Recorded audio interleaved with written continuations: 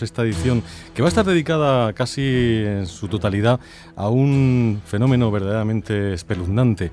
Nosotros la verdad es que respetamos mucho todo lo que tenga que ver con creencias, respetamos todas y absolutamente todas las religiones, pero hay una que desde luego, por tocarnos tan de cerca, desde luego nos toca la fibra más sensible de nuestra existencia, quizá, que es lógicamente la religión que la mayoría de los españoles hemos aprendido de pequeño, religión católica. Dentro de esa religión, como en otras, existe la figura del exorcista y existe el fenómeno de la posesión. Esta noche, amigos oyentes, vamos a hablar de eso y vamos a escuchar algunos testimonios auténticamente dramáticos. Vamos a escuchar algunas grabaciones que ponen la carne de gallina.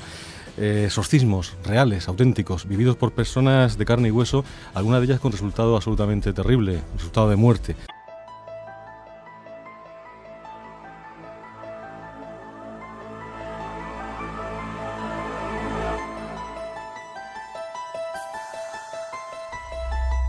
Hace tiempo que los oyentes del Último Peldaño nos estaban reclamando que hablásemos de exorcismos, que hablásemos de posesiones. Hemos de confesar que es un tema que no nos agrada. No es por razones de superstición o de creencias o de terror que esto puede inspirar. Es porque quizá hablar del mal tampoco es algo que a uno le apetezca habitualmente. Pero es un hecho que está ahí, un hecho que no podemos evitar, que está en muchas culturas, como podremos comprobar esta noche, y que alguna vez había que tocar. Así que ha llegado el momento de hablar de exorcismos en este programa. Casi como siempre, es la actualidad la que nos hace que hablemos de uno o de otro tema. La noticia nos vino casi desapercibida a finales del año pasado, concretamente el día 20 de diciembre. Decía así: en Polonia abren un centro para hacer exorcismos.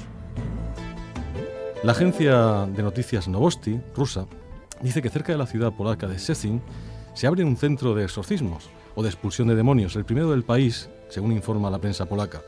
El centro fue creado por iniciativa de un sacerdote católico y va a atender a más de 20 personas por semana. El exorcismo parece ser que se tuvo un boom muy grande en Europa en los años 70, según esta noticia de la agencia Nowosti, y actualmente en Polonia ofrecen sus servicios al menos 50 exorcistas. En la Iglesia Católica el exorcismo se practica como uno de los rituales de preparación para el bautismo. Es un procedimiento muy complicado que se reglamenta por la legislación canónica. Esto era escuetamente lo que decía la agencia rusa Nowosti. Hace bastantes años, concretamente el año 1996, tuvimos con nosotros, yo creo que una de las personas con mayores conocimientos sobre el mundo del diablo, sobre lo que la Iglesia dice de él, y es un sacerdote, además una persona eminente, con una gran preparación. Él se llama don David Gascón, sacerdote de la diócesis de Cartagena, pero además es licenciado en Teología y Derecho Canónico por la Universidad de Salamanca y ha ejercido de vicario judicial del Obispado y catedrático de Didáctica y Orientación Escolar en la Facultad de Educación de la Universidad de Murcia. Por lo tanto, es una persona, como teólogo y como sacerdote, que sabe lo que dice. A él le preguntábamos hace, ya digo, unos años, y no hemos encontrado a nadie que lo diga mejor, ¿qué puede ser o cómo puede ser la acción del diablo? Existe un campo tan misterioso y delicado como real, que es la acción del demonio en las personas, en la vida, en el mundo. Jesús habla a menudo de este tema y frecuentemente lo encontramos enfrascado con el demonio. A mí me encanta un pasaje de Hechos de Apóstoles muy curioso. En el capítulo 10, cuando se presenta a Jesucristo con 4 rasgos que lo definen. Dice así el texto que Jesús estaba ungido con el Espíritu Santo y tenía también su poder, que pasó haciendo el bien, curando a los enfermos y liberando a los poseídos de Satanás. Jesús ejerció, por tanto, este ministerio de liberación y lo hizo siempre en un contexto de evangelización, como la sanación. Por eso no se le puede considerar a Jesús como un curandero, o yo diría un exorcista barato, sino que él siempre conecta liberación y sanación con evangelización. Él viene a anunciar una buena noticia y para que todos crean esa buena noticia, entonces expulsa demonios y al mismo tiempo sana enfermos.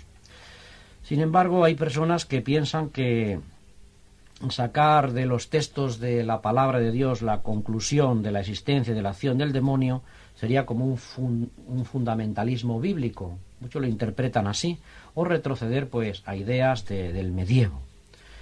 Es curioso que los apóstoles también recibieron este poder de expulsar demonios. Jesús los envía a anunciar el mismo evangelio que él predica y les da el poder, les dota de esa cualidad de poder expulsar también espíritus malignos. Y es el poder que tiene también la Iglesia, recibido directamente de Jesucristo.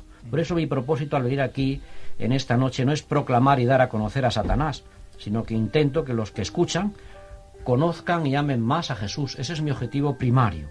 Pero Satanás es el gran enemigo de Dios que obstaculiza nuestro encuentro con el Señor.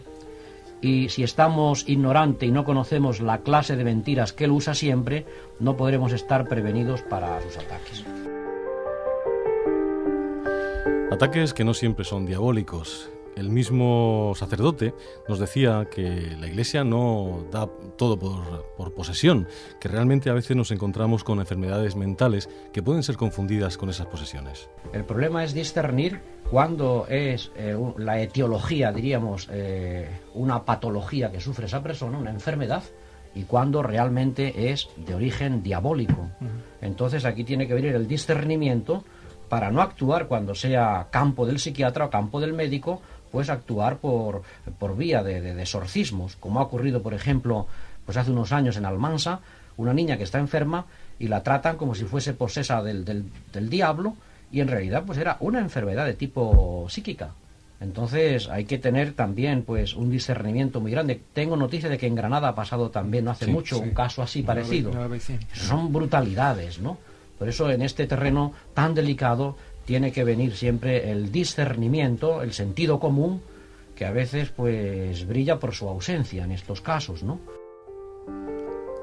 Salvador Sandoval, yo sé que es un tema que te interesa, que te apasiona, todo lo que tenga que ver con el mundo del diablo, pero en el sentido lógicamente religioso. Y yo creo que aquí don David Gascón estaba bastante acertado, ¿no? Hay a veces demasiadas posesiones que no lo son. Efectivamente, en esto la Iglesia siempre suele ir con pies de plomo y nombra pues a un sacerdote que conozca muy bien el tema, un sacerdote que sea piadoso, que tenga conocimiento suficiente y sobre todo que tenga discernimiento, porque el tema es resbaladizo y meter la pata es fácil. No hay tantos exorcismos como se cree, posesiones, son rarísimas, ¿eh? Y desde luego cuando hay una posesión auténtica nosotros no nos enteramos seguramente años después, si es que se le da publicidad.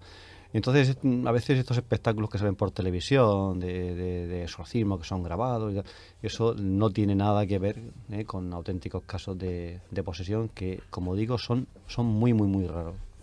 Vamos precisamente a escuchar lo que nos decía don David Gascón cuando le preguntábamos cuáles pueden ser las señales que nos hacen ver que estamos ante un auténtico caso de posesión.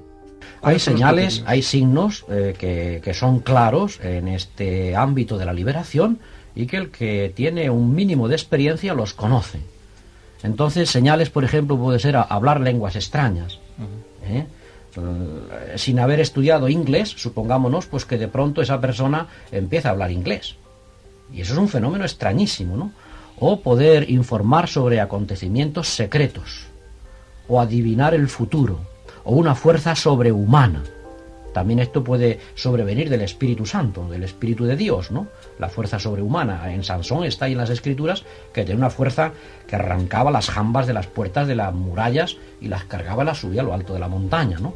Pero se detecta inmediatamente si esa fuerza es de origen satánico o es de origen divino.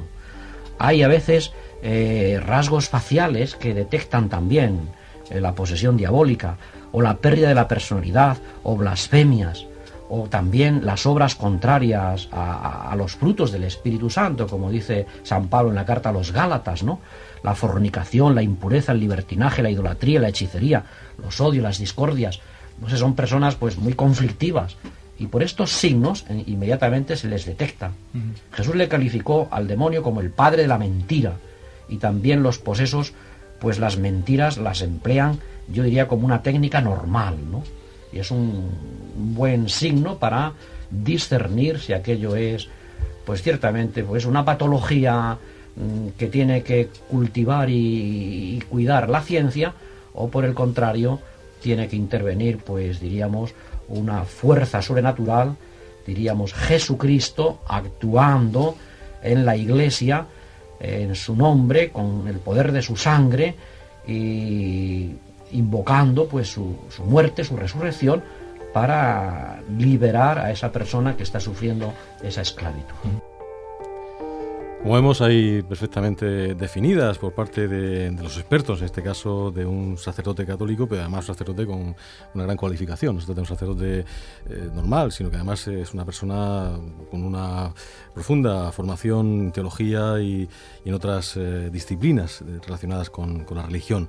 Por eso le preguntábamos sobre la naturaleza del demonio, y yo creo que es el momento de escuchar su opinión sobre el tema. El Papa Pablo VI, el día 15 de noviembre de 1972, a mí nunca se me olvidará esta catequesis que dio, dijo unas palabras preciosas, que una de las principales necesidades de la Iglesia de hoy es su defensa del maligno, que se llama demonio. El mal, dice el Papa, no es mera ausencia de algo, sino un agente efectivo, un ser vivo y espiritual. Y le pone 3 adjetivos calificativos, fijaos. Dice que es perverso, pervertido y pervertidor, y está en contra de las enseñanzas de la Biblia y de la Iglesia. Por tanto, frente a los teólogos que vienen con esta corriente, ya desde el año 72, el Papa les sale al encuentro y les dice que eso de ser el mal pues que hay en el mundo como una corriente, no, sino que Satanás es un mal personificado, un ser espiritual y vivo, y por tanto es ese ser con el que se encuentra Jesucristo en el desierto, o es ese ser pues que se agazapa a veces en un epiléptico, en un enfermo, y que no hay forma de sanarle por otro camino, y tiene que ser a través de una liberación. Y la Iglesia siempre ha ejercido desde Jesucristo el ministerio de liberación. No por un poder que ella tenga, sino por el poder que ha recibido de Jesucristo. Entonces, ¿cuánto bien se ha hecho en este sentido? Como vemos, Salvador y compañeros, por lo menos por parte del Papa Pablo VI y por supuesto de la doctrina de la Iglesia, a través, lógicamente, de ese magisterio de los papas, queda claro que es alguien que no es una ausencia de nada, sino que es alguien con una entidad propia. Sí, yo creo que el padre David Gascón lo ha explicado de forma estupenda, lo ha explicado clarísimamente. Efectivamente, Pablo VI, después del Concilio Vaticano II, pues se preguntó qué había pasado con la Iglesia. Lo que él pensaba que se inauguraba como una época de esplendor para la Iglesia, pues se encontró con que parece que la sombra del humo, como él decía, el humo del infierno se había infiltrado en ella.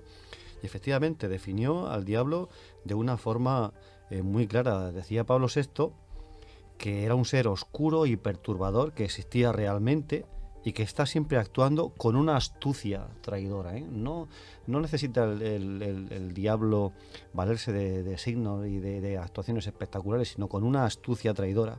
Dice, es el enemigo oculto que siembra el error y la desgracia en la historia de la humanidad. Luego está clarísimo. Los papas siempre han sido en esto muy, muy claros. Uh-huh.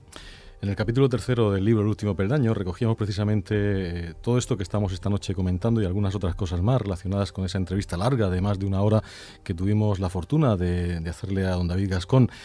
Una entrevista que además yo creo que clarifica mucho las cosas, y además es una cosa curiosa. Normalmente los sacerdotes no suelen venir a los programas de Radio Salvador a hablar de estas cosas. Se lo preguntábamos a él también y él decía que tampoco entendía muy bien por qué, porque él entendía que lo que había que hacer precisamente era dejar todo esto claro. Sí, yo tampoco sé exactamente por qué. Algunas veces da la impresión de que se pasan unos a otros la patata caliente porque no se atreven a hablar de este tema. Unos dicen que es que no lo dominan, que no saben, cosa que, en fin, que a mí me parece inaudita, pero puede que sea así. Yo no recuerdo haber oído jamás a ningún sacerdote hablar del diablo desde el púlpito. Pienso que es un tema tabú y que apenas se trata. Pero bueno, puede ser también que a veces, dada la experiencia que han tenido algunos de encontrarse en determinados programas en que se les ha hecho poco menos que una encerrona, pues son remisos a acudir a este tipo de programas porque piensan que van a ser atacados o que van a ser ridiculizados. Y no es así. Pienso que a veces, bueno, si le ponen delante un micrófono para defender unas ideas y teniendo la seguridad de que se le va a respetar, yo pienso que se debería aprovechar. Pues eso es lo que vamos a hacer esta noche. Ya saben, amigos oyentes, que en cuanto escuchemos el boletín informativo tenemos preparadas muchas cosas. Escucharemos una historia de terror que nos han preparado nuestros amigos de Terror y Nada Más, con Antonio Reverte a la cabeza, en el cual pues escucharemos la dramatización de lo que fue la historia original que dio origen a la película El Exorcista. Tendremos también más fragmentos de esa entrevista al padre Gascón y escucharemos 3 ejemplos de exorcismos que hielan la sangre en las venas. Por supuesto, si ustedes son sensibles, esta noche mejor no nos escuchen. Estaremos aquí después del boletín informativo de las 12 y seguiremos hablando de exorcismos y posesiones en El Último Peldaño. El nombre de Cristo, salte de aquí.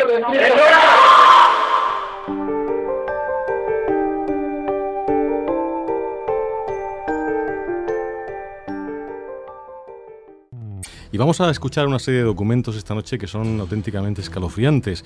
Comenzaremos con una historia de terror que nos la ha preparado específicamente para este programa nuestros buenos amigos de la web terrorinadamas.com. Una web que, como todos ustedes saben, pues es el paradigma del miedo, del terror y del arte, que es una forma, lógicamente, de cultura. El relato que vamos a escuchar se llama Volver a nacer. Es un relato que está basado en un hecho real, un hecho que ocurrió en Estados Unidos y que dio origen a la película El Exorcista. Ya saben que casi todas estas películas que estamos viendo últimamente relacionadas con exorcismos tienen una base real, están basadas en casos auténticos. Esta historia ha sido protagonizada por Carlos Calvente, Susana Garrido y Antonio Reverte. El montaje, los efectos especiales y el control de sonido es de Antonio Reverte.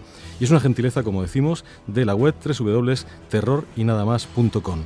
La historia se llama Volver a nacer.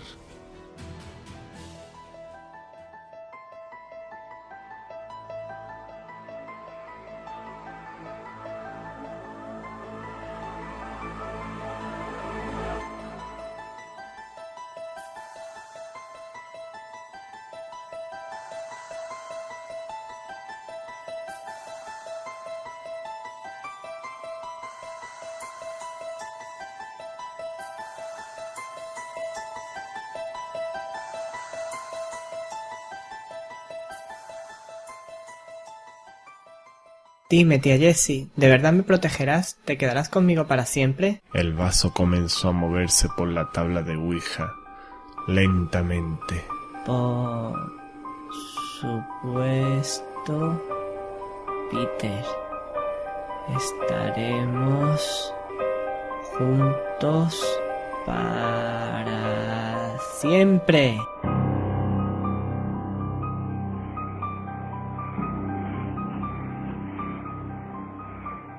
Enero 1949, Estados Unidos. ¡Acércate, Peter! ¡Ya está todo listo! Venga, Peter, sopla ya las velas. Allá voy. Mirad eso. Un cuadro de Jesús que la familia tiene en el salón no para de moverse solo, hasta que un rato después se para de repente. Esa misma noche se hizo evidente que alguien o algo les acompañaba.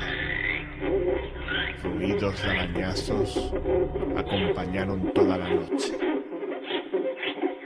Estos fenómenos siguieron repitiéndose durante días. Febrero 1949.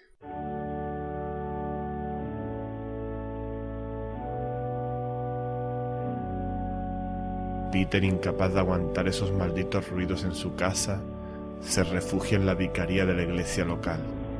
Pero estando allí, los fenómenos no paran de ocurrir.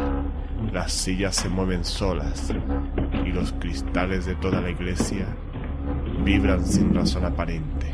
¿Pero qué es esto? ¿Qué está pasando?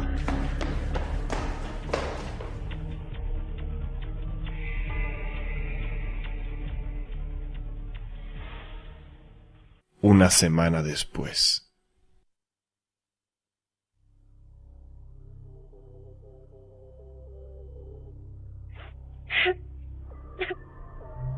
Últimamente Peter no sale de su habitación. En su interior solo se escuchan quejas y lamentos. La madre de Peter ha decidido entrar en la habitación.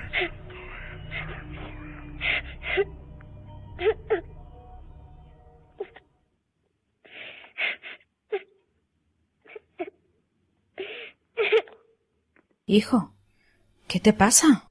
Estoy cansado nada más. ¡Ay! La madre de Peter levanta su camisa para descubrir un nuevo hecho terrorífico. Dios mío, ¿qué es todo esto? Peter tenía todo el cuerpo lleno de marcas y arañazos, y cada vez le costaba más respirar. Este hecho hizo a la madre de Peter consultar a un sacerdote, el cual le recomendó el uso de agua bendita y velas. Pero lo único que consiguió es agravar el problema. La madre de Peter, tal y como le había dicho el sacerdote, usó agua bendita y puso velas por toda la habitación. Pero lo que consiguió fue que todos los objetos de la habitación de Peter volaran y se estrellaran contra el suelo y las paredes. La situación era desesperada.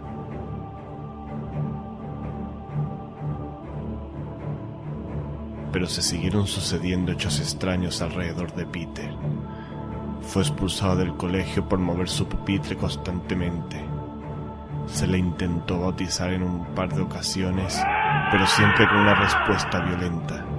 Todo esto llevó al exorcismo como única salida al problema de Peter.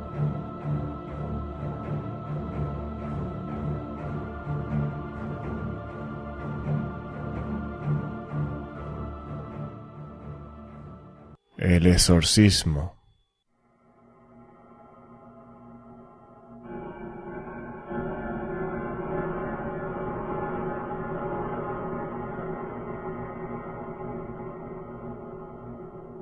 Un sacerdote jesuita llegó a la casa de Peter con el objetivo de expulsar a Satán del cuerpo de Peter. El rito comenzó cuando el sacerdote introdujo un crucifijo debajo de la almohada de Peter. ¿Crees que me puedes derrotar con un crucifijo, sacerdote de mierda? Pero inmediatamente el colchón se movió solo y expulsó el crucifijo de la cama. A continuación el sacerdote comenzó con sus rezos mientras tiraba agua bendita sobre el cuerpo de Peter. Yo te expulso a ti, espíritu impuro, en el nombre de nuestro Señor Jesucristo. Vete y desaparece de esta criatura de Dios. Pasaron los días y el sacerdote comprobó cómo no conseguía su objetivo. Esto es muy divertido, padre, pero no me derrotará nunca.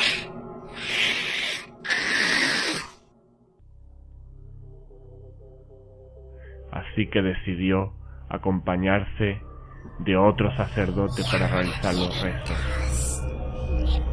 Yo te expulso a ti, espíritu impuro, en el nombre de nuestro Señor Jesucristo.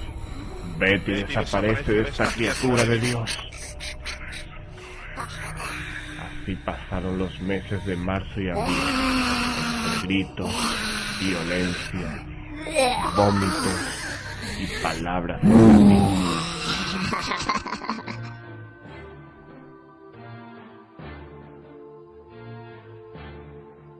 En uno de estos episodios de violencia, un trozo de cama fue destrozado y clavado en uno de los sacerdotes.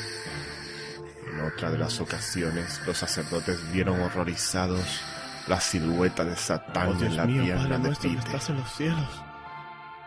Finalmente, a mediados de abril, la pesadilla llegaba a su fin. Entre los rezos de los sacerdotes, el propio Peter con voz potente gritó: ¡Satán! ¡Soy San Miguel! No lo conseguirás. Te ordeno, Satán, que abandones este cuerpo en el nombre de Dios. Ahora. Ahora. A continuación, Peter se desvaneció. Los sacerdotes lo observaron y acordaron que el exorcismo había finalizado con éxito.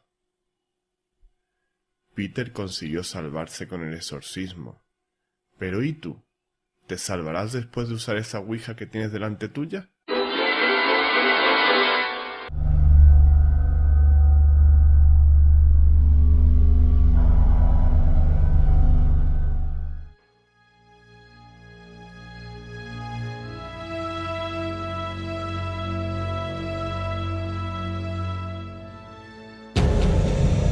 El último peldaño. El mundo que nos rodea es tal como lo percibimos o tal y como lo construimos. ¿Podría la mente estar modificando la realidad? Y si es así, ¿dependería esa realidad de las creencias de cada observador? Una teoría revolucionaria de la parapsicología postula que la realidad se edifica tal y como la percibimos gracias a la acción conjunta de todos los seres vivos, y las alteraciones son lo que conocemos como fenómenos paranormales, una hipótesis bautizada como teoría del colapso. Viernes 1 de febrero, 11:30 de la noche, la teoría del colapso, un nuevo paradigma para explicar el misterio. El último peldaño, Onda Regional.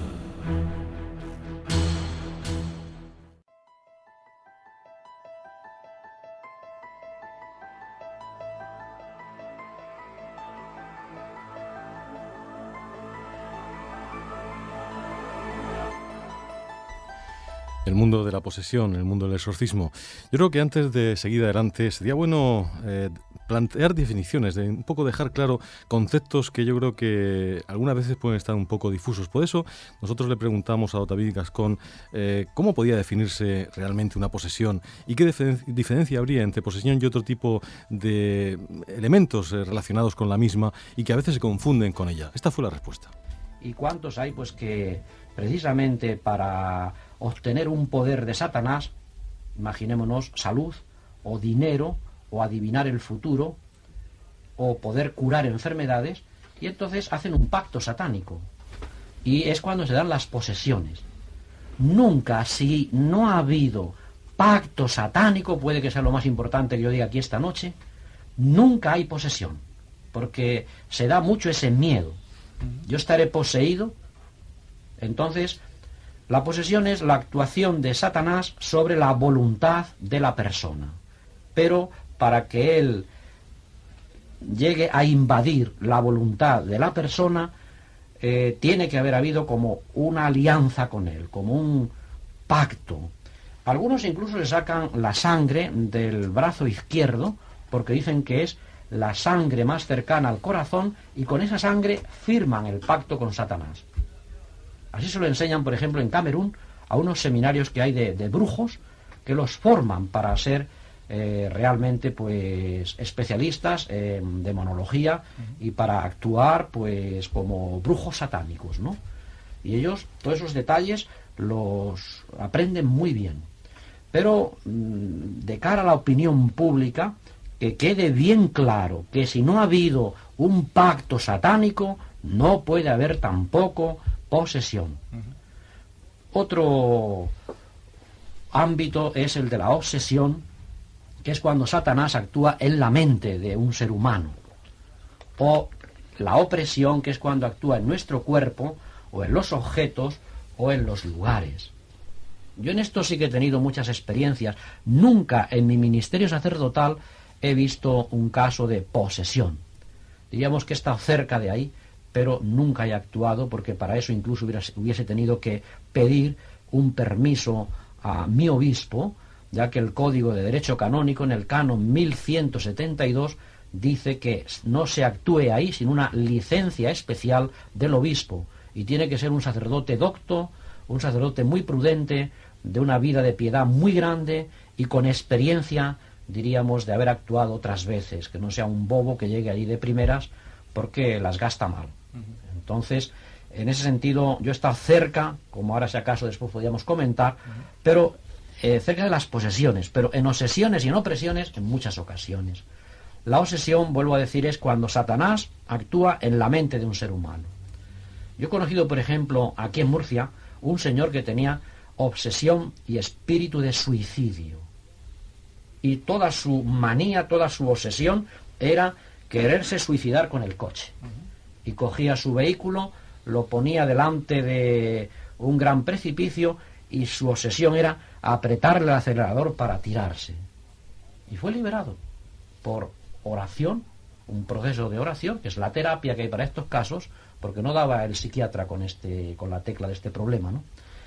He conocido a una señora que venía a mis eucaristías, que yo celebraba todos los días en la universidad, y era una señora, pues, que cuando yo levantaba la sagrada forma o el cáliz, en el momento de la consagración, a ella le venía un espíritu de blasfemia tremendo, y blasfemaba contra la Eucaristía brutalmente. Ella me lo contaba y yo le decía, por favor, no me lo digas más porque igual se me mete a mí esa obsesión también. Yo sentía como miedo y decía, no me lo cuente más. Yo le daba la solución creyendo que aquello era un problema de pecado, pero no, me di cuenta de que era una obsesión diabólica y un espíritu de blasfemia el que tenía ahí en su mente. Creo que es bastante clarificador, por lo menos desde el punto de vista de lo que la Iglesia Católica opina al respecto. Por supuesto, hay que decir que el mundo de las posesiones, el mundo de los exorcismos, no es patrimonio exclusivo de la religión cristiana, tampoco, por supuesto, la religión católica, está en otras culturas. Luego podremos comprobar cómo también el Islam tiene este concepto asumido e incluso también se practican exorcismos. Escucharemos un fragmento de uno de ellos y eso hace ver que las cosas no son siempre lo que parecen, Salvador. No es todo posesión, esto queda claro. Hay diversos grados de supuestas intervenciones del maligno en el mundo y yo creo que aquí lo ha dejado perfectamente claro. Sí, lo ha explicado muy bien, lo ha explicado perfectamente. Como he dicho antes, y además lo ha dicho el propio David Gascón, él nunca ha intervenido en un caso de posesión, ha estado cerca, pero nunca ha ejercido realmente como exorcista. Lo que él ha descrito como obsesión también se llama circundatio, que puede ser externa, cuando una persona nota que a su alrededor hay una fuerza que le provoca ruidos, olores, que le mueve las cosas, y de esta circundatio puede haber testigos. Uh-huh. Y el episodio que él ha descrito de ese señor que se sube al coche y que tiene la obsesión de tirarse por un barranco, sería un caso de circundatio interna, donde el asedio es interior, ahí no puede haber testigos. Es una tentación intensísima que puede durar pues días, semanas, incluso meses, y que a veces pues es incluso peor que si cabe que una posesión. Pues precisamente sobre esa modalidad que tú hacías referencia, vamos a escuchar ahora un fragmento de aquella entrevista del año 96, donde nos habla de otras acciones que pueden dar lugar también incluso a interacción en la materia y en las cosas que rodean al ser humano. Pero lo más común que yo he vivido son las opresiones, que es la actuación de Satanás o en el cuerpo o en un lugar. Por ejemplo, cuando se encienden y se apagan las luces sin que nadie las haya desconectado o le haya dado, ¿no? Uh-huh. O cuando se oyen voces extrañas o ruidos, o cuando se mueven los muebles, etcétera.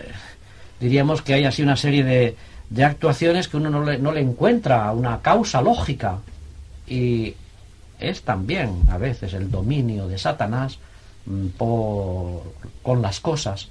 A veces basta una simple bendición de un sacerdote, por ejemplo, de esa vivienda, de esa casa. Yo aquí en Murcia lo he experimentado, no quiero citar barrios ni lugares para no alarmar, pero he tenido estas experiencias, me han avisado. No podemos vivir aquí de los ruidos que tenemos, no podemos vivir de las voces que oímos, no podemos pues ver cómo esa puerta se cierra y se abre, y ha bastado simplemente una bendición de un sacerdote pues bastante, yo diría, sencillo como soy yo, pues para que aquello terminase así radicalmente. Es el fenómeno que estoy describiendo de la opresión, de la acción de Satanás en las cosas. Don Francisco, a mí cuando escuché en ese momento y luego pues cuando me tocó escribir el libro, y esto lo recogí en el capítulo 3, como digo, del libro El último peldaño, a mí me vino a la cabeza inmediatamente cuando escuchaba a don David Gascón decir esto, pues los fenómenos paranormales.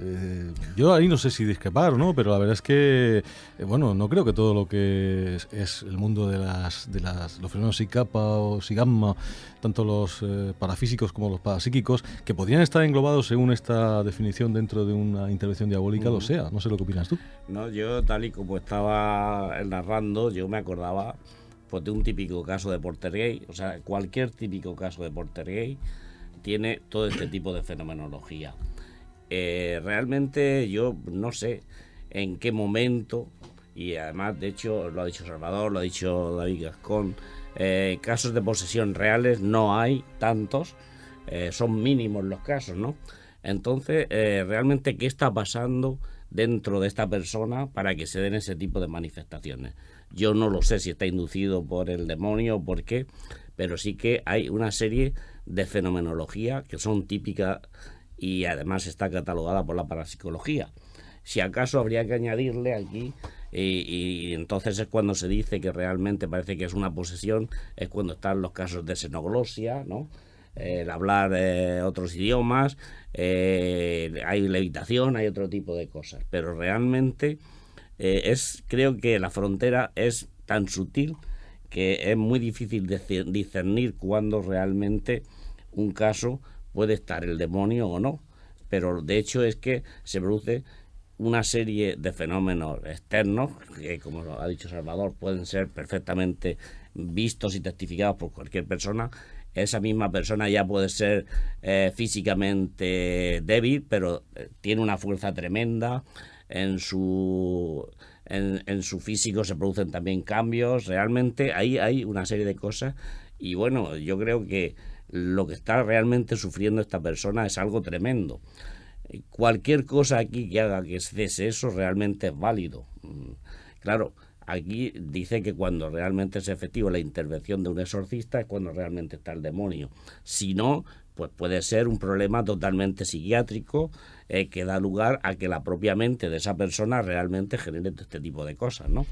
Pero don David Gascón ha dicho algo que es importante y conviene recordar. En todo este tipo de fenomenología que en teología se llama preternatural, fenómenos preternaturales que se supone provocados por el diablo o por demonios, ha dicho él que basta la simple bendición de un sacerdote para que todo desaparezca.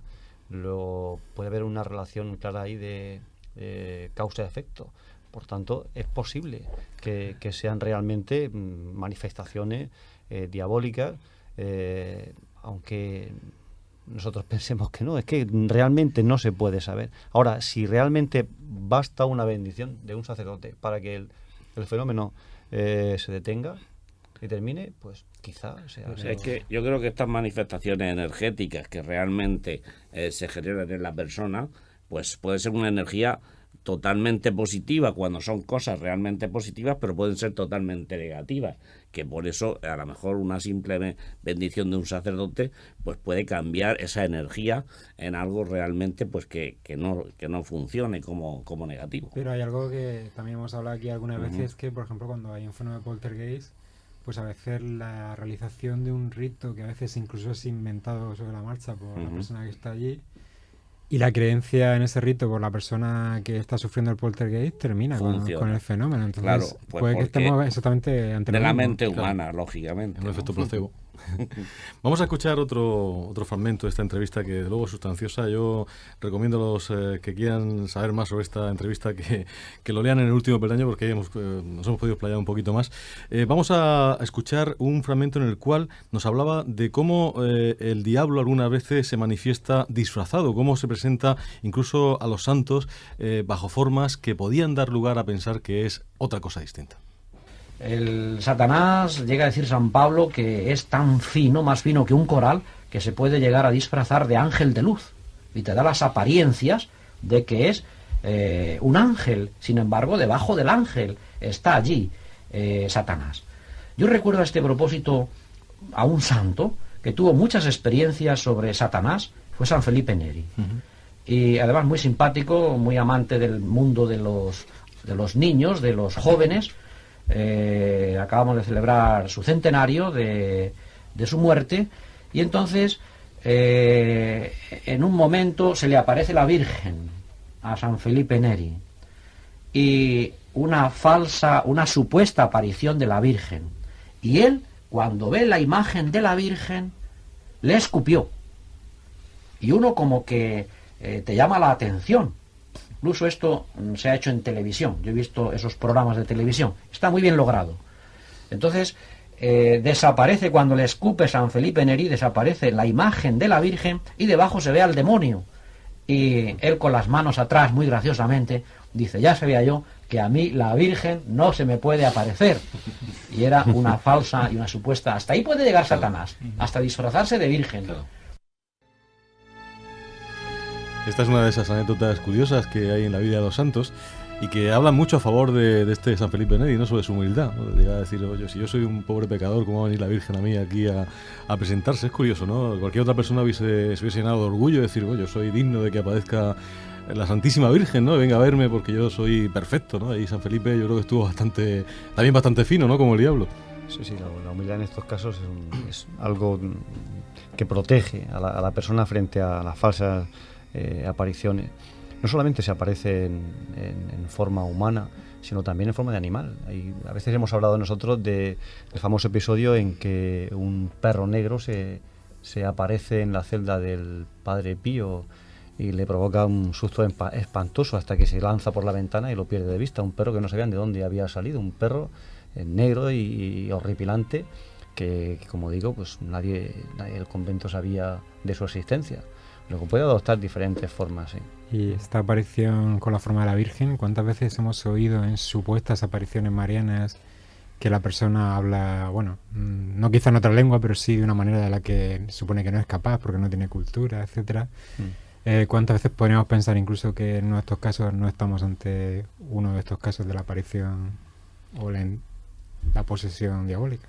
Sí, bueno, nos movemos en un terreno muy resbaladizo. Realmente las apariciones no nos aportan nada al que tenga interés, no le aportan nada que ya no diga el Evangelio. Por tanto, pienso que no son necesarias. Seguimos adelante y vamos quizá a la parte más sustanciosa de la entrevista que nos concedió don David Gascón, precisamente cuando él contaba las experiencias que en primera persona él había tenido. Si no hubiese tenido experiencias, yo esta noche no estaba aquí. Os lo aseguro, con toda garantía. Porque una cosa es leer un tratado de demonología o de estudiar esto en un libro de teología, y otra cosa es verlo agazapado en la realidad y haciendo sufrir Satanás. La primera experiencia fue con una niña de 12 años en Alicante.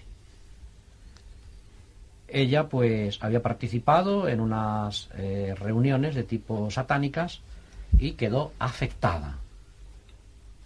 Una niña que era muy delgada, que tenía una vocecita muy dulce, que casi con mi dedo meñique pues yo la podía echar abajo, pero que quedó tan afectada en aquella reunión satánica que entonces cambió su voz, tenía una lengua gutural, tenía una fuerza con 12 años que su hermano de 20 no la podía sujetar. Yo llevaba en un viril la Eucaristía y ella detectaba la presencia de Jesús sacramentado cuando yo intentaba acercarle el sacramento, y ciertamente que ha sido la ocasión primera, pero al mismo tiempo yo diría de las más fuertes que he experimentado con Satanás. Su madre había sido alumna mía en la universidad y por eso ella me conocía como sacerdote y me avisó para actuar. El primer paso que ella dio, desgraciadamente, fue ir a un curandero, pero un curandero que era creyente, y empezó a actuar, empezó a orar ese curandero en el nombre de Jesús, pidiendo liberación por la sangre derramada de Jesucristo, y aquella niña mejoraba, pero no llegaba nunca a estar bien de forma completa. Se gastaron una fortuna en psiquiatras y tampoco conseguían que mejorase, y fue con un equipo de algún sacerdote, además de mí, con algunas personas laicas muy creyentes, pues que hicimos un equipo y actuamos, y esa chica hoy hace vida normal.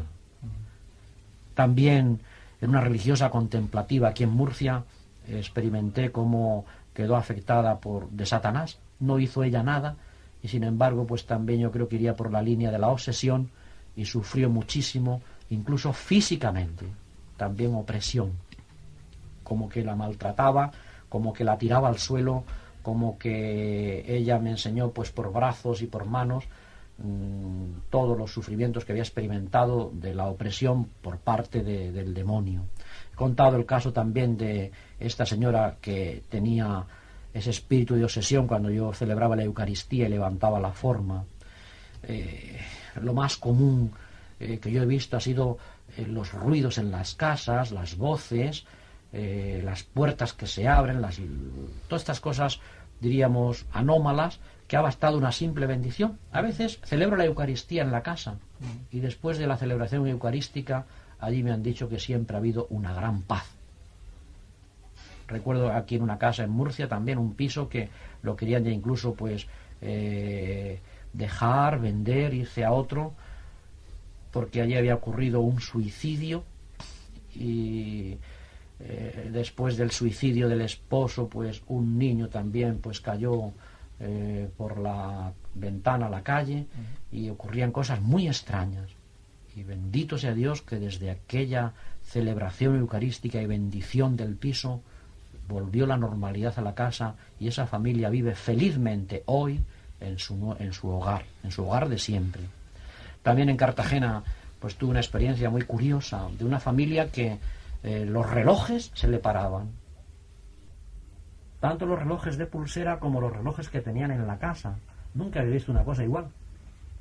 Y bastó simplemente la bendición con el ritual romano para que aquel tipo de opresión en relojes, no sé por qué, no he podido averiguar el por qué actuaba solo en los relojes, pero lo llegué a experimentar. Bien, todo esto que antes me preguntabais también de sectas satánicas, de misas negras, pues nosotros los sacerdotes y nuestro obispo incluso es consciente y ha mandado que cuando se comulgue en la mano pues consuman la sagrada forma delante del sacerdote, porque nos las quitan desgraciadamente para las misas satánicas, se las llevan. Y entonces reiteramos pues lo importante que es comulgar delante del sacerdote para que no haya nadie que pueda llevarse una forma para una misa negra. He visto pues así muchos casos que por eso me han hecho venir esta noche, claro, para que entre todos pues descubramos que existe, que es una realidad y que hace sufrir.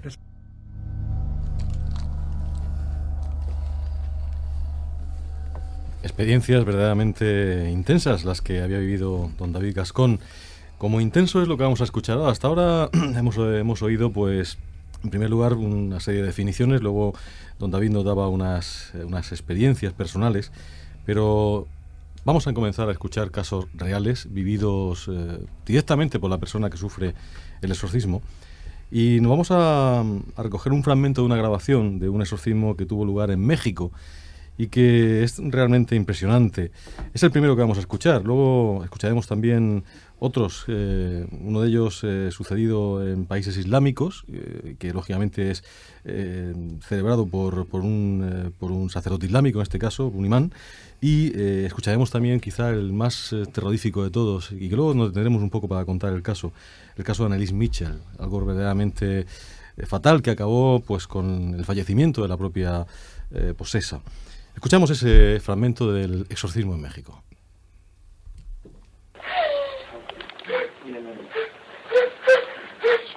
Seas quien seas, en el nombre de Cristo Jesús, sal de ella, y vete a la cruz de Jesucristo el Señor, vete fuera, vete, no te pertenece esta criatura. Mamá, te encargo,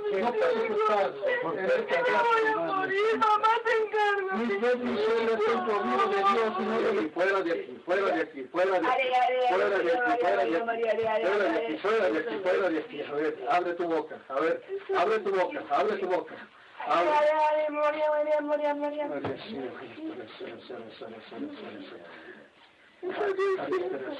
¿Tú sabes que yo existo? No, te vas a escuchar, mira.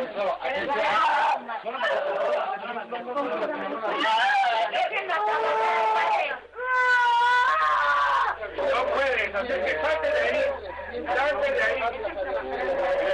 el nombre de Cristo salte de aquí.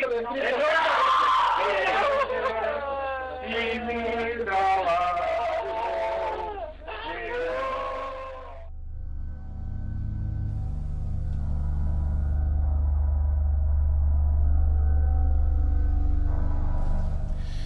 Espeluznante. Y además, una cosa que comentábamos fuera de micrófono.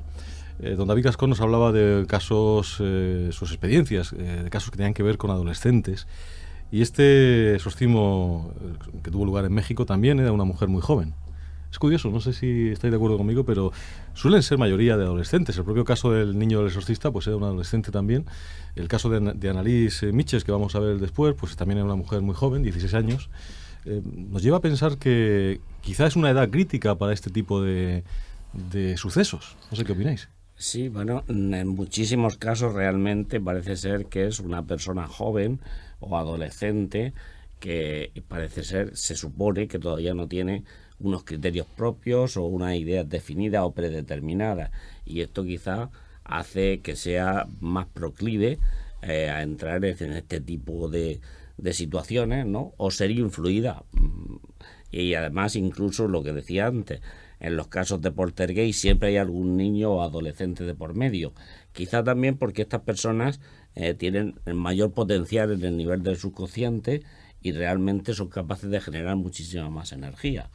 No sé, pero esto es un caso que, bueno, es un dato que se puede comprobar en multitud de casos. De todas formas, yo quería aclarar que el hecho de que una persona profiera gritos desgarradores como los que acabamos de oír no significa que esté posesa. No, bueno. Eso para empezar.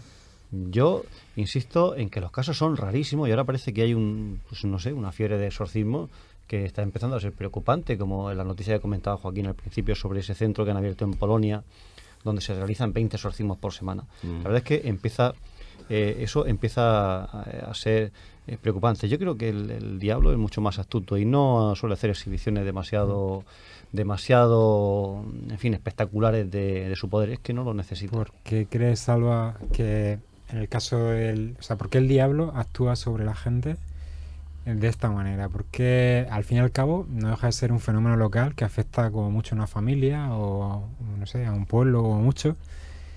Tampoco llega a matar a nadie, incluso al final pues normalmente se suele conseguir que se acabe la posesión. ¿Por qué el diablo...? Cuidado no siempre, el caso de Annelise, que luego veremos... Bueno, sí. Pero bueno, al fin y al cabo era una persona solo. ¿Por qué el diablo no posee a alguien pues para poner una bomba o para matar a miles de personas? Bueno, si el diablo tuviera poder para poseer a quien quisiera, pues la verdad es que lo tendríamos bastante mal. Antes ha dicho muy bien el padre David Gascón que solamente se expone al peligro de obsesión o de opresión o incluso de posesión las personas que pisan un terreno demasiado peligroso, como el tema de los pactos satánicos, como el famoso juego de la Ouija. Es decir, que si uno no se expone, pues no hay ningún peligro. Por muy malo que sea. Porque Exactamente. Para mí es mucho más malo una persona que hace eso claro, que uno que hace Ouija. Por eso digo que la acción del diablo es mucho más sutil. Yo pienso que usa más la sugestión, la tentación, que fenómenos que son espectaculares y que llaman tanto la atención. Pero que hacen mucho daño. Que hacen mucho daño, pero yo creo que muchos de ellos, y algunos de los que hemos oído aquí, en concreto este que acabamos de oír que se produjo en México, pues yo no sé, yo no he visto ninguna señal de las que antes ha mencionado el padre Gascón que nos hacen o que nos dan seguridad de que hay una auténtica posesión. Yo no he oído nada, solamente he oído gritos, nada más. Y eso no significa absolutamente nada. Puede significar que esa persona necesite un psiquiatra. Vamos a comparar eso con otro caso también de exorcismo que se encuentra muy alejado culturalmente, incluso también en el espacio de México y también de la civilización occidental.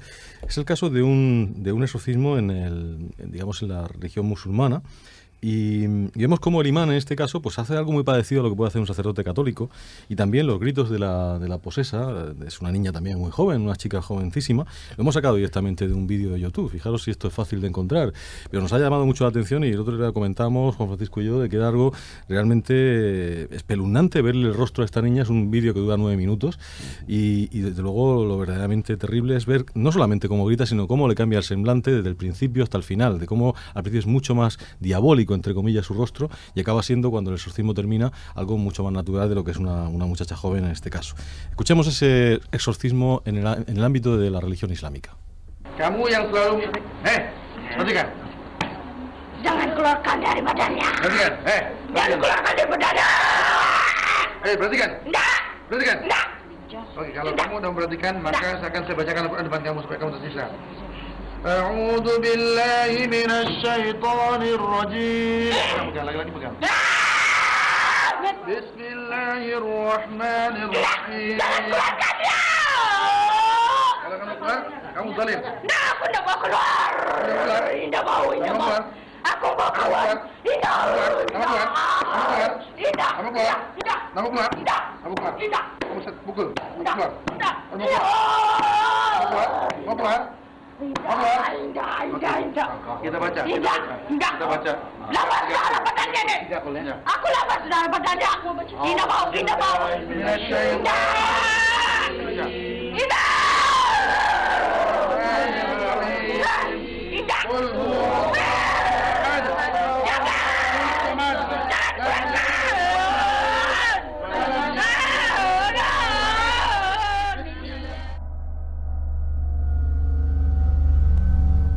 Espeluznante. Y no hace falta entender el árabe para quedar sobrecogido, como no hace falta entender el alemán para quedar absolutamente con el vello de punta con lo que vamos a escuchar ahora. Es un caso que luego vamos a muy rápidamente resumir, pero que yo creo que es el momento de escucharlo, sobre todo para que tengan ustedes fresco en su memoria lo que hemos escuchado antes de México, lo que acabamos de escuchar de países islámicos. Creo que era de Brunei, me parece, este exorcismo. Juan Francisco, ¿sí te acuerdas tú? Creo que era de Brunei. Y lo que vamos a escuchar ahora, el caso de Anneliese Michel. Anneliese Michel es el caso quizá más trágico del mundo de los exorcismos, porque acabó en fallecimiento de esta chica. Una chica que era aparentemente normal, incluso bonita, y que las fotografías que hemos visto y que pueden ustedes contemplar en una página que se llama Redemption Daniel, realmente interesante, es algo espeluznante. Pero desde luego, si algo nos puede helar la sangre en las venas, es lo que vamos a escuchar a partir de ahora. Le advertimos, esto es bastante duro. Adelante.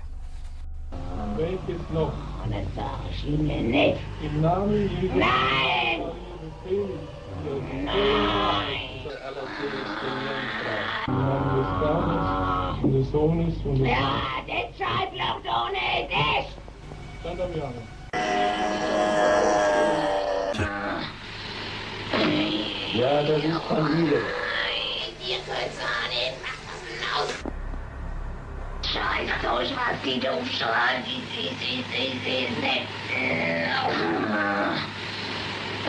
Nein. Sie Drecksau, sie Verflucht. Das ist unhörbar und grausam. Sie Drecksau, sie Verflucht.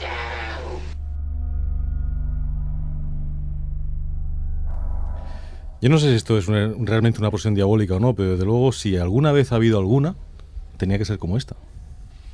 Pues no lo sé, yo no he presenciado ningún exorcismo, no te lo puedo decir. Este caso, desde luego, ha sido bastante estudiado. Creo que se conservan unas 40 cintas grabadas del ritual. Pero insisto, los gritos son espectaculares, impresionan, pero eso puede que no quiera decir nada. Este caso es verdaderamente interesante. Si lo resumimos muy rápidamente, es una chica, ¿no?, que a partir de unos antecedentes familiares, ¿no, Juan Francisco?, con algunos problemas, cae en lo que podía ser una posesión. Sí, en principio empieza con, parece ser epilepsia, ¿no? Uh-huh. Después esa epilepsia empieza a ser tratada médicamente y por lo visto da lugar a otros problemas de tipo neurológico. Se la medica y, según se dice en algún sitio, también la medicación parece ser que no estaba indicada, hasta que realmente pues entra en una crisis, parece que mejora. Entonces, desde que empieza en el año 68, me parece, no se da el permiso para hacer el exorcismo hasta el año 70 y tantos realmente. Uh-huh. Entonces, pues ahí hay un proceso, y luego en el año 70 y tantos que se empiezan con los exorcismos, parece que mejora, pero no mejora realmente, y dentro del proceso pues lo típico, dicen que hay hasta 6 demonios que dicen estar poseyéndola, y entonces pues entra al final en una fase de crisis. Ella predice, parece ser, el momento en el que va a ser liberada, y en el momento en que es liberada también es el momento de su muerte. Juanjo, este es el caso que da origen a la película El exorcismo de Emily Rose. El exorcismo de Emily Rose, y también una película titulada Requiem, El exorcismo de Micaela. Es un caso muy conocido, pero más que nada por el otro hombre, no por el de Anneliese Mitchell, que es más de la gente que se mueve en este mundillo.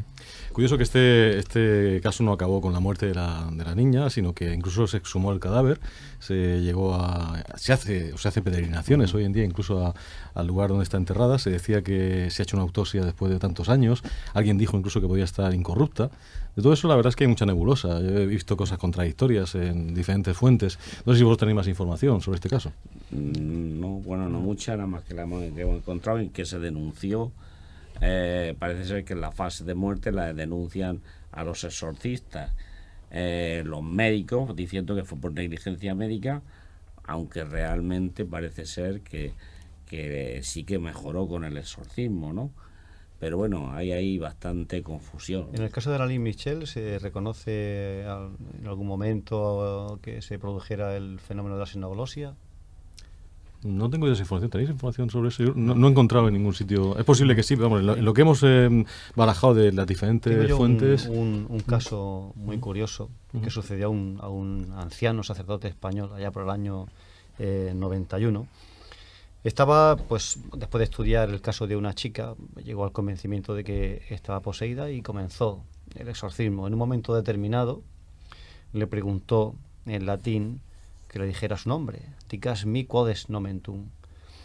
La muchacha entonces le respondió en una lengua que el sacerdote no entendía, pero que le sonó a árabe. Entonces al sacerdote se le ocurrió decirle en árabe el nombre completo del profeta Mahoma, que él había aprendido en el bachiller y que nunca se le había olvidado. El nombre completo del profeta, que me he tenido que apuntar porque no es fácil aprenderlo de memoria, es Al-Buqasem Mohamed ben Abdallah ben Abel Mutali al-Kusaisi. La muchacha entonces, al oírlo, se vuelve y muy furiosa le dice gritando al sacerdote: ese es el nombre del preceptor del Islam.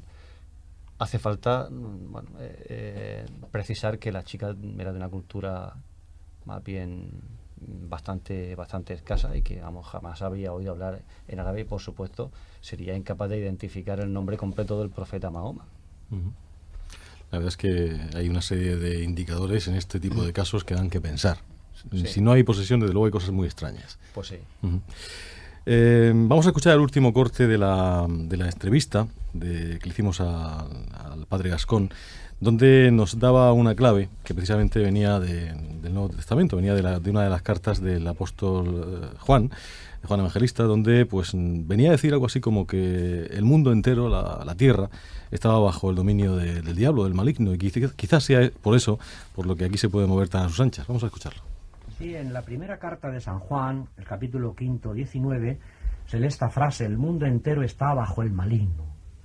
La frase o el versículo completo dice: sabemos que somos de Dios y que todo el mundo se encuentra en el maligno. Y para animar a los creyentes, a los cristianos, Juan termina esta carta recordándoles las grandes realidades que constituyen su fuerza. Le dice: somos de Dios, no tengáis ningún miedo, somos de Dios, le pertenecemos a Él. Nuestras relaciones con Dios son como las de un hijo con su padre. Estamos en Dios. Pero frente a esta porción de los creyentes está el mundo. El mundo es una expresión polisémica que tiene varios significados, incluso bíblicamente. Porque unas veces se emplea como realidad positiva y otras veces como realidad negativa. Aquí está empleado la expresión mundo, pues como negativa. Es, diríamos, lo opuesto a Dios. Eso que antes decíamos en el catecismo: mundo, demonio y carne, los enemigos del alma, los enemigos de Dios. Pues aquí está empleada en esta frase: el mundo entero está bajo el maligno, en este sentido negativo, o sea, la humanidad pecadora. No se dice que sea del maligno, porque supondría una unión física como una generación de él, sino que mora en el diablo el mundo, que tiene su espíritu, que se encuentra en él. El mundo en esta frase de Juan está sometido entonces a la influencia de Satanás, y es el dominio de Satanás, es su territorio, donde él actúa. Por tanto, el mundo está endemoniado, a veces por la violencia, por el abuso de sexo, por robos, por mentiras, por divisiones, por odios, por enemistades. Diríamos, son las obras de la carne, las obras que produce también Satanás en su territorio. La verdad es que cuando estaba escribiendo el capítulo 3 del libro El último peldaño, donde recogíamos esta historia y muchas de las declaraciones del padre David Gascón, pues reconozco que un cierto escalofrío a veces sí que se siente, ¿no? Sobre todo cuando piensas que este tipo de cosas le puede pasar a personas normales, personas corrientes, personas que no tienen por qué ser necesariamente fanáticos religiosos, sino a veces incluso son gente que ni siquiera van a la iglesia y a veces les suceden estas cosas. Por lo tanto, nadie está libre y ante ello hay que tener bastante cuidado. Una de las últimas cosas que queremos contarles, amigos oyentes, es que a veces se piensa que la Iglesia no cree en estas cosas, que hay incluso teólogos, como nos dijo también en la entrevista el padre Gascón, que incluso se plantea la posibilidad de que el diablo no sea más que una entelequia, que no exista. Bueno, pues el anterior Papa, Juan Pablo II, fue uno de los papas, digamos, de los pocos papas que han hecho exorcismos en la historia de la Iglesia. ¿No, Salvador? Sí, que se sepa, sí, bueno, por lo menos se conoce un exorcismo que le hizo a una chica y la liberó de la supuesta posesión.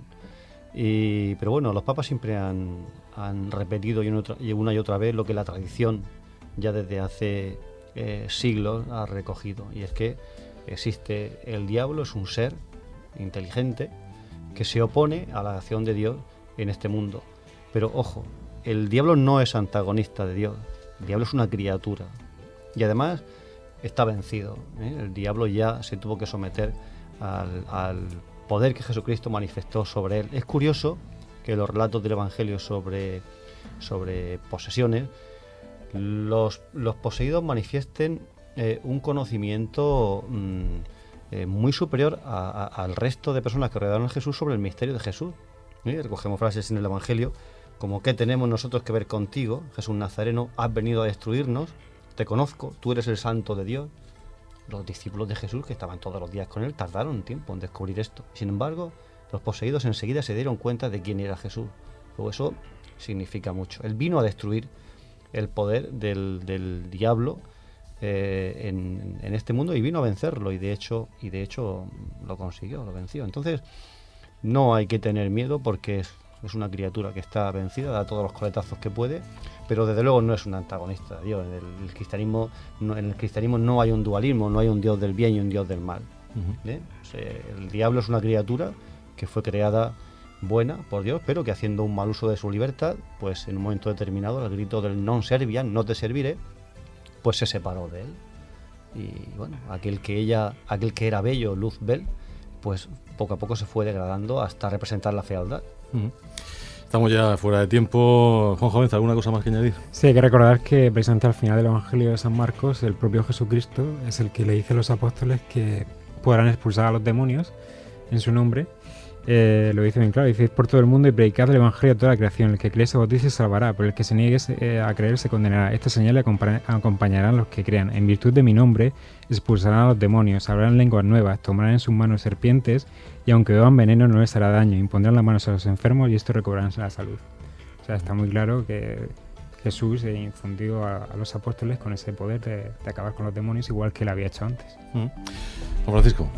Bueno, pues nada, yo creo que este es un tema que no se agota aquí, que realmente está muy presente en este momento que vivimos, no sé si socialmente hablando o tal, pero realmente cualquier persona, yo creo que lo importante es tener criterios propios en un momento determinado y uno actuar con propia autonomía, ¿no? Y yo creo que esto es un proceso que se da a lo largo de alguna crisis determinada, y creo que no viene de una forma radical. Pues muchísimas gracias, Salvador, Juan Francisco, Juanjo. Hasta aquí por hoy el programa. Y ustedes, amigos oyentes, esperamos que no hayan tenido demasiado miedo esta noche. Son casos que están ahí, son cosas que forman parte del misterio, forman parte de todo esto que nos interesa, de todo esto oculto que no sabemos explicar. Y por lo tanto había que tocarlo y había que